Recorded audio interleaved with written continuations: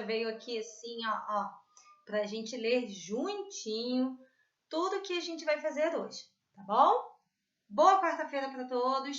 Vamos para a nossa aula de língua portuguesa.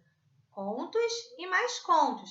A gente vai continuar falando sobre os contos. Lembra que a tia Débora falou na live de segunda-feira que os contos são histórias, né?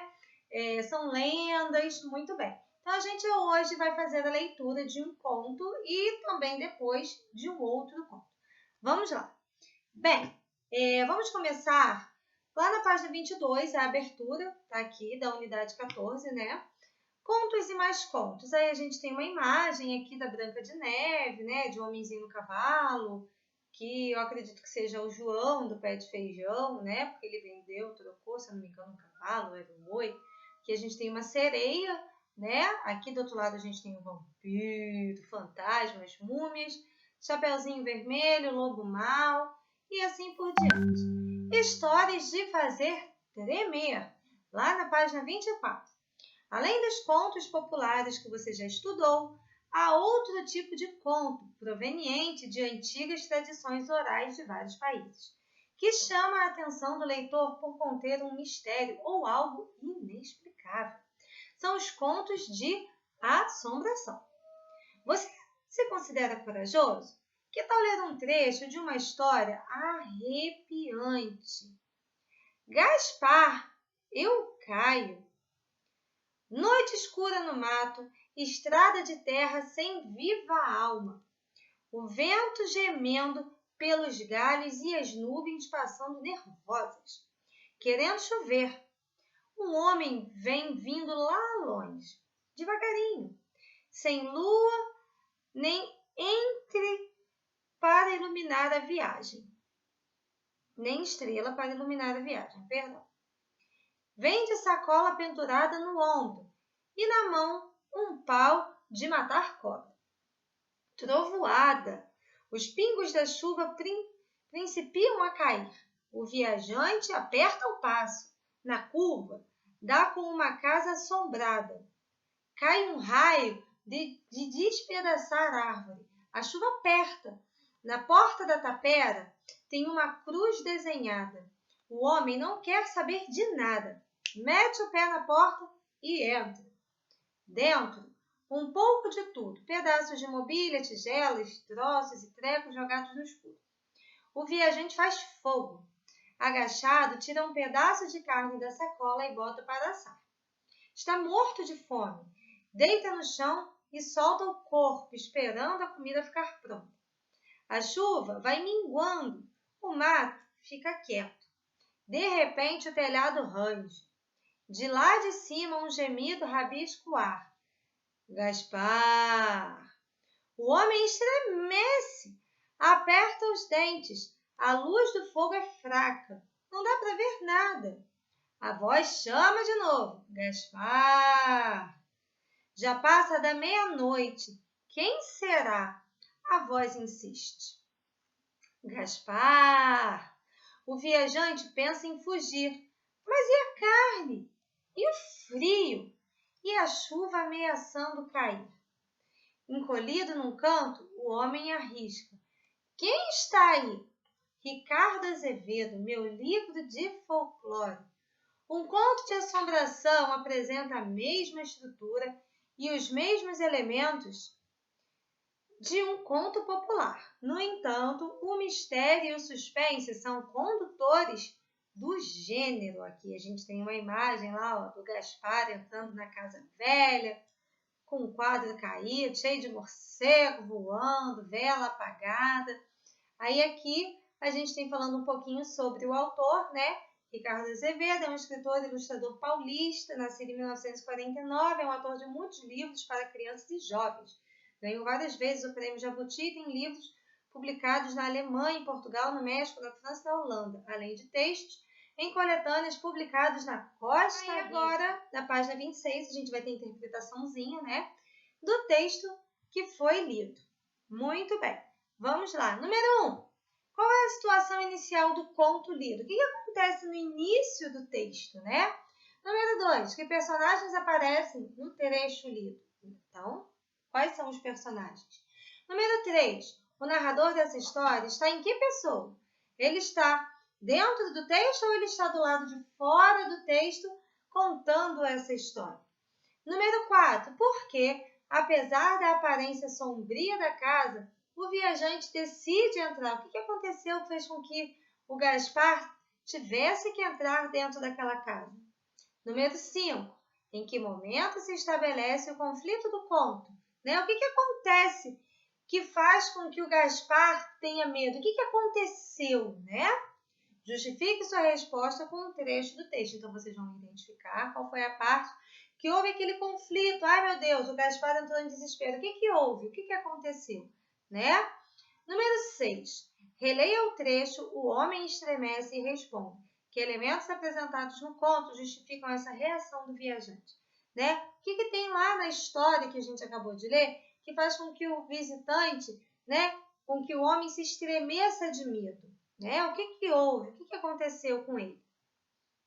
Aí aqui a gente tem um desafio que não há necessidade da gente fazer, E aí a gente vai no dicionário. Veja a parte do significado do termo assombração em um dicionário. Então, aqui a gente tem o dicionário, separado por sílabas, assombração. Significados. Significado 1. Ação ou resultado de assombrar, assombrar-se. Número 2. Temor, terror, causado pela aparição de fenômeno inexplicável ou sobrenatural, como fantasmas, etc. Número 3. Essa aparição, Então, a gente sabe aí que é uma aparição. De quê? Não sei. Letra A. Agora responda ao que se pede.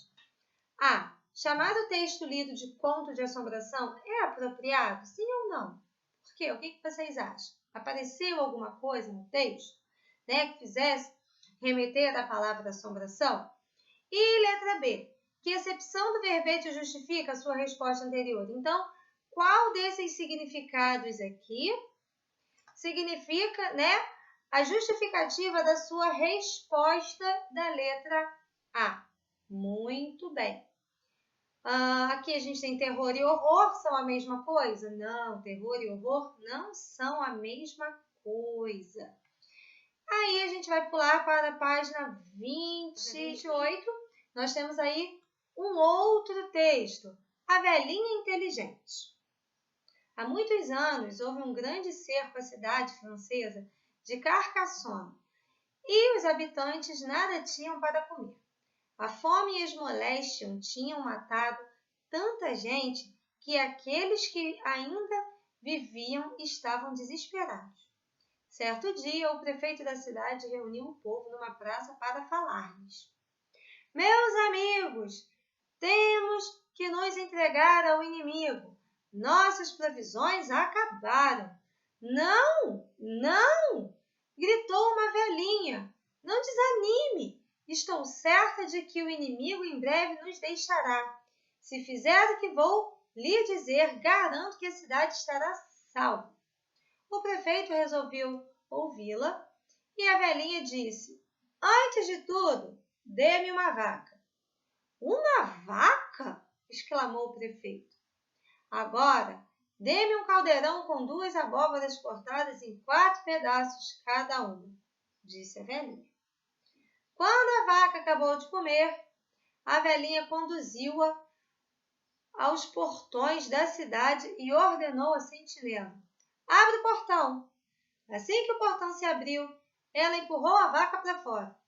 Os soldados inimigos, assim que ouviram o ranger do portão, vieram correndo. Grande foi sua alegria quando viram a vaca. Sem perda de tempo, conduziram-na ao acampamento. Há muito tempo não comemos carne fresca, queixaram-se eles. Bem, matem a vaca e teremos bifes para o jantar, ordenou o chefe. Depois de morto o animal, quando o abriram, encontraram, com grande espanto, o estômago dele cheio de pedaços de abóbora. Quando o chefe soube disso, exclamou: Se o povo desta cidade ainda tem tanto alimento para os seus animais, não será tão cedo que se renderá. Provavelmente passaremos fome antes deles. Reuniu os soldados e naquela noite deixaram o acampamento. Assim a cidade ficou livre novamente. O povo carregou a velhinha em triunfo pela cidade. A velhinha inteligente. Delba Pereira Silva. Então, vamos lá, galera.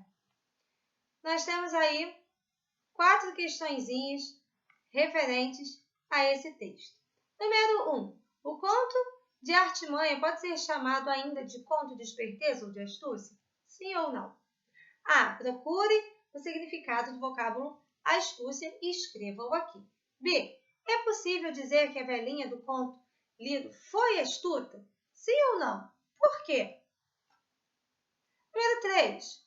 Quando e onde se passou o fato narrado no conto A Velhinha Inteligente? Número 4. O que significa dizer o povo carregou a velhinha em triunfo pela cidade? Comente a sua resposta. Número 4. Classifique como verdadeira ou falsa as afirmações sobre o narrador do conto de artimanha A Velhinha Inteligente. Primeira, trata-se de um narrador personagem que participa da história. Trata-se de um narrador observador que apenas narra os fatos. O foco narrativo está em terceira pessoa? O foco narrativo está em primeira pessoa? Lembrando que terceira pessoa é quando nós falamos dele ou dela, e primeira pessoa quando nós estamos falando de nós, ou seja, quando nós estamos participando da história. Fácil, né, gente? Galerinha, boa quarta-feira para todos. A gente se vê na próxima aula, tá bom? Um beijo para vocês. Tchau, gente. Até a próxima aula. Tchau, tchau.